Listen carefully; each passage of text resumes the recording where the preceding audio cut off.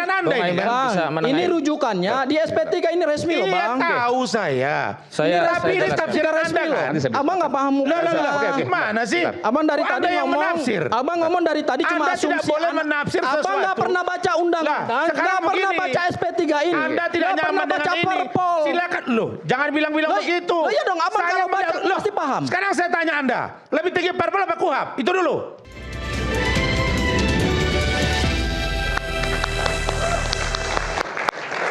Oke, tadi saya berikan kesempatan pada Bang Sanghaji, pasal mana di KUHAP baru yang mensyaratkan bahwa restoratif justice harus ada permohonan maaf? Oke, Mas Aiman, saya minta dulu kesepakatan ya. Kalau saya bicara jangan dipotong dulu ya. Oke, baik. Nanti kalau Bang Rasman mau memberikan pendapat terhadap pendapat saya, silahkan saya persilahkan gitu ya. Nah, kalau kita menggunakan KUHAP yang baru, di pasal 79 saya bacakan ya. Ayat 1. Mekanisme keadilan restoratif dilakukan untuk memulihkan keadaan semula yang berupa A, ini poin A loh. Ini syarat di poin A. Pemaafan dari korban atau keluarganya. Ini bisa dibaca nih Mas Aiman. Oke. Mekanisme keadilan restoratif dilakukan untuk memulihkan keadaan semula yang berupa A, pemaafan dari korban dan atau keluarganya. Itu rumusan norma hukum acara pidana. KUHAP baru. KUHAP yang baru. Sekarang saya kembalikan ke Perpol 8 2021. Saya kembalikan ke situ dulu. Baik. Karena restoratif justice ini payung hukumnya bukan menggunakan KUHAP yang baru. Perpol. Tapi menggunakan Perpol 8 2021. Oke ya. Memang di Perpol ini bunyi hukumnya, bunyi rumusan hukum pidana, hukum acara pidananya tidak sama dengan pasal 79. Hanya di Perpol ini disebutkan syarat formil dan syarat material. Ya, syarat formilnya itu adalah adanya kesepakatan perdamaian, kemudian ada ganti kerugian, dan syarat materialnya itu adalah tindak pidana tertentu yang tidak bisa dilakukan restoratif justice. Oke. Begitu kita buka di lampiran ini lampiran Perpol ya. Ya, ini produknya Polda, ini produknya Mabes Polri. Yaitu lampiran pertama format surat kesepakatan perdamaian. Ini bisa dilihat Mas Aiman. Ya, saya tunjukin. Ya, oke. Format kesepakatan perdamaian. Yaitu dalam hal disepakati oleh kedua belah pihak. Poin A apa? Permintaan maaf. Ada loh ini, permintaan maaf. Poin utamanya adalah harus ada permintaan maaf karena ini mengikuti esensi daripada restoratif justice. Saya baca boleh ya.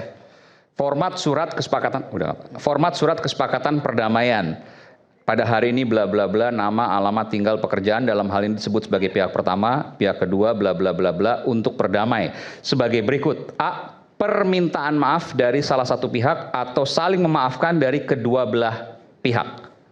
Artinya itu esensi daripada restoratif justice. Itu Perpol. Berarti baik Perpol maupun KUHAP harus ada. Sama. Jadi kalau ada, mohon maaf, ada yang mengatakan bahwa ini tidak diatur dalam hukum acara pidana kita, mohon maaf, berarti Bang Rasman belum baca Perpol kita dan KUHAP kita. Sebentar. Boleh. Saya jawab. Silakan. Tapi nanti habis ini saya jawab karena abang ngambil waktu saya. Saya cermati dan saya baca itu. Pertama, logika berpikir saya yang memproduk KUHP dan KUHAP baru itu adalah DPR. Baru saja disahkan, disampaikan Habibur Rahman. Kita paham. Artinya teori terapan yang akan dilaksanakan adalah seperti yang terjadi. Tidak melanggar. Kita harus sepakat itu dulu. Yang kedua, Anda bacakan tadi kan, salah satu dari poin-poin yang Anda sebut adalah pemaafan. Di KUHAP. Oleh korban dan atau keluarganya. Betul. Sekarang saya tanya, lebih tinggi KUHAP, KUHP atau Perpol? Ya lebih, abang gimana sih lebih tinggi saya tanya dulu. Ya lebih tinggi KUHAP. Lah sudah, acuannya KUHAP itu dan KUHP baru. Lah KUHAP. Nah ini hanya, dengerin. Itu pasal 79 KUHAP harus ada pemaafan. Perpol yang lama juga harus pemaafan. Gimana? Pemaafan jangan tafsirkan lain. Pemaafan itu oleh korban. Abang tidak menggunakan norma hukum, ada dengerin ya. Abang sendiri. Pemaafan itu oleh si korban. Kalau Pak Jokowi menganggap orang datang, lalu kemudian dia memaafkan, tidak ada masalah. Nah, sekarang selesai. Sekarang begini. Jadi saya berpacuan pada KUHP dan KUHP. Pemaafan itu tidak harus dua belah pihak. Tidak harus. Jadi bahwa salah satu merasa bahwa saya sudah maafkan kok. Ya sudah, sama dengan saya nggak ada masalah. Berarti lu datang ke saya tidak mesti harus kata-kata maaf tadi. Itu yang saya katakan tadi. Abang udah selesai belum? Makin modern. Abang udah selesai belum? Kalau abang udah selesai baru saya. Dulu dong. Ya silakan saya kasih waktu. Itulah modernisasi hukum yang sudah dibangun hari ini. Maka kalau Anda mengatakan kita merujuk pada Perpol, sementara jelas ada KUHP dan KUHP baru, itulah rujukan kita hari ini. Salah. Instrumen pertama adalah termasuk kasus Peggy Sujana. Pemaafan itu datang dari korban. Dan kalau orang yang datang ke rumah dia maafkan, clear masalah. Oke, saya balas ya, Begitu tapi loh. abang jangan bantah saya. Saya balas semua apa yang abang sampaikan. Iya. Oke, tapi abang jangan bantah saya. Ini SP3-nya ya. Ya. Oke. Saya minta Mas Aiman baca rujukannya adalah poin C. Saya maaf nggak bisa Saya langsung baca ya. terlalu Poin C-nya lama apa? karena baru Oke, operasi. ini Oke, poin C-nya ya.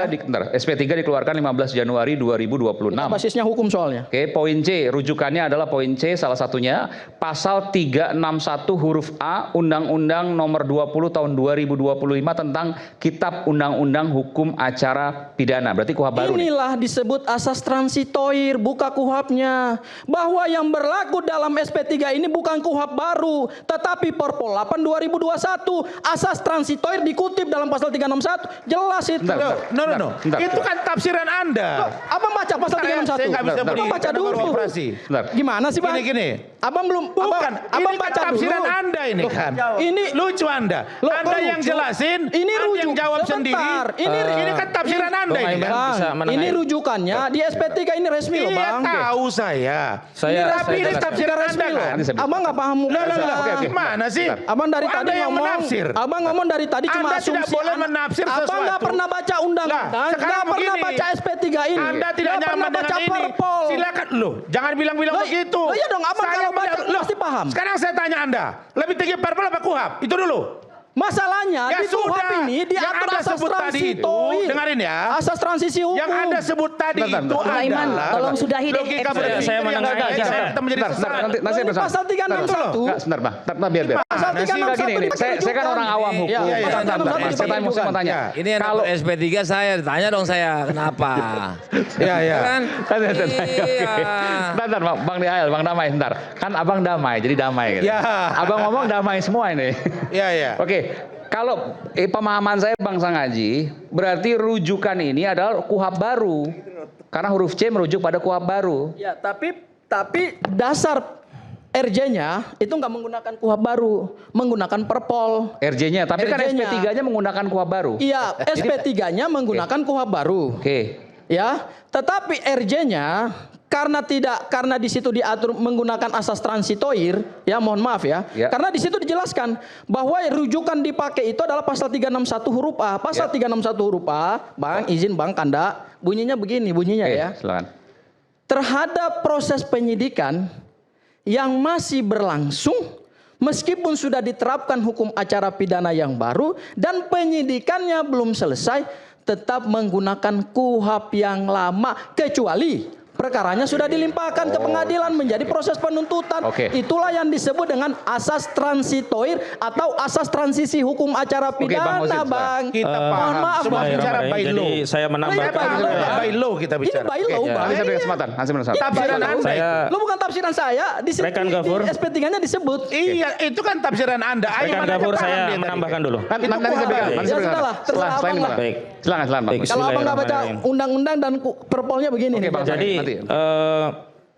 memang harus baca dulu biar jelas dan kita itu harus berpikir dulu baru bicara. Jangan bicara baru mikir. Oh saya tadi salah ya. Oh belum baca ya. Ah gitu. Jadi begini, memang di dalam KUHP yang baru Undang-Undang Nomor 20 Tahun 2025 itu diatur transisi. Ada perkara yang telah disidik, sedang disidik, akan disidik, sudah dilimpahkan, sudah diputuskan, bahkan eksekusi itu diatur semua.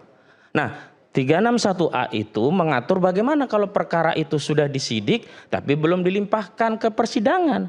Transisinya menggunakan KUHP yang mana? Apakah otomatis menggunakan KUHP yang baru atau yang lama? Disitulah dijelaskan. Kalau perkara sudah disidik tapi belum dilimpahkan pengadilan, yang berlaku adalah KUHP yang lama. Kalau KUHP yang baru berlaku, batal demi hukum semua penyidikan. Kenapa?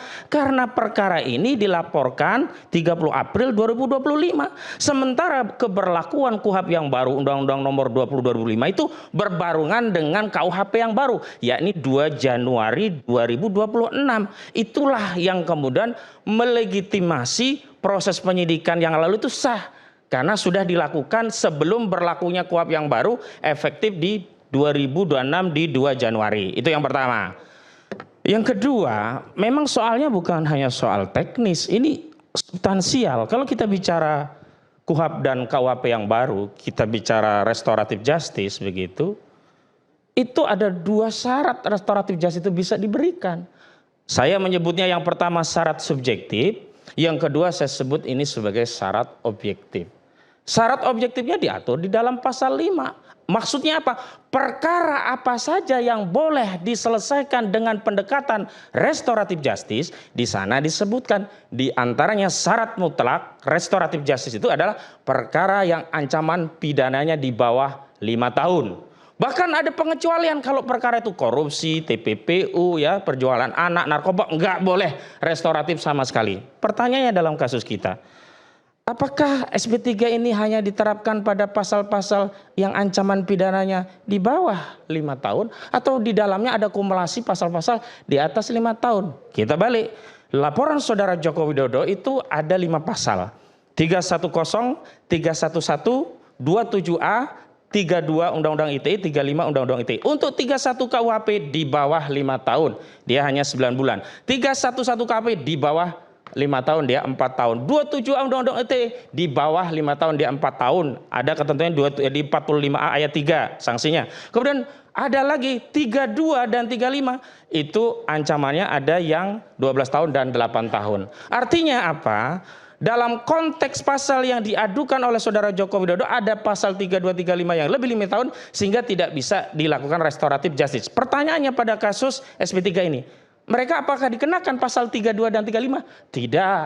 Pasal 32 dan 35 itu hanya dikenakan kepada Rismon Sianipar, Roy Suryo, dan Tifauzia Tiasuma. 2 orang yang di SP3 itu tidak ada pasal itu. Tetapi di dalam SP3 itu ada pasal 160 KUHP lama.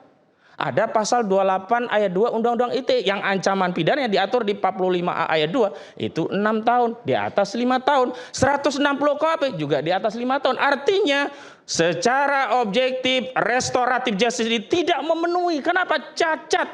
Karena dia membatalkan pasal-pasal yang ancaman pidananya di atas 5 tahun. Kedua, syarat subjektif. Diatur di dalam syarat subjektif itu di pasal 99 bahwa ya kan?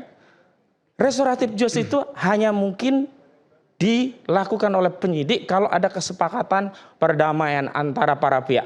Baik yang mengklaim sebagai korban, katakanlah demikian. Atau yang dianggap sebagai tersangka bersalah, katakanlah demikian. Tetapi ada kesepakatan. Pertanyaannya, apakah pasal-pasal yang dikenakan kepada ES dan DHL itu semuanya kewenangan Jokowi dia yang melaporkan? Oh tidak. Ada 4 laporan polisi yang dikonsolidasi oleh Polda Metro Jaya. Pertama, ada Lecu Manan. Kedua, ada Maret Samuel Suken. Ketiga, ada Andi Kurniawan. 3 orang ini melaporkan 160 KUHP, 28 ayat 2 Undang-Undang ITE yang ancamannya di atas 5 tahun. Yang kedua, saudara Joko Widodo melaporkan beberapa pasal dan memang tidak masuk yang 32, 35. Sekarang ES dan DHL itu diterapkan tersangka pasalnya apa? Ternyata pasal yang pertama diterapkan sama dengan yang diadukan Jokowi. 310 KUHP ya, pencemaran nama baik. 311 KUHP fitnah. 27A Undang-Undang ITE menyerang kehormatan dengan sarana ITE. Juga yang menarik dikonsolidasi laporan 3 orang yang lainnya itu pasal 160 dan 28 ayat 2. Artinya yang menyebabkan tersangka 2 orang yang kena SP3 itu bukan hanya saudara Joko Widodo. Jadi tidak cukup kalaupun Joko Widodo tanpa dimintai maaf sangat baik ya memberi permaafan. Padahal untuk urusan yang lain luar biasa begitu. Tapi saya kesampingkan itu. Artinya wewenang subjektifnya tidak hanya pada saudara Joko Widodo. Nah itu wewenangnya ada pada pelapor lainnya. Pertanyaannya apakah ada pertemuan antara DHL dengan Andi Kurniawan, antara DHL dengan Lecu Manan, antara ES dan DHL dengan Maret Samuel Keisen? Kan nggak ada. Kalau kemudian oh itu kan bisa dikonsolidasi, kan semua tergantung Solo. Nah ini yang saya sebut bahwa restoratif justice itu bukan karena perintah undang-undang atau yang dikatakan Komisi 3 seolah ini kebaikan. Enggak benar itu. Ini karena apa? Arahan Solo. Kenapa? Karena ketika Jokowi memerintahkan pada polisi atas permintaan Egy Sujana yang tadi menyatakan perintahkan Kapolri, perintahkan Kapolda, perintahkan Direktur Tindak Pidana Umum. lalu di follow up dan kemudian ada polisi diperintahkan itu. Artinya apa? Restoratif justice ini adalah restoratif justice yang dikendalikan oleh Solo, dalam hal ini Saudara Joko Widodo, yang targetnya pecah belah perjuangan terhadap semuanya ini. Oke. Baik. Ada lagi saya tambahan, Mas boleh nggak? Nanti silakan. Ya, jadi Anda bisa jawab itu dulu. ya, saya mau katakan bahwa langsung saja ke poin belakang ya.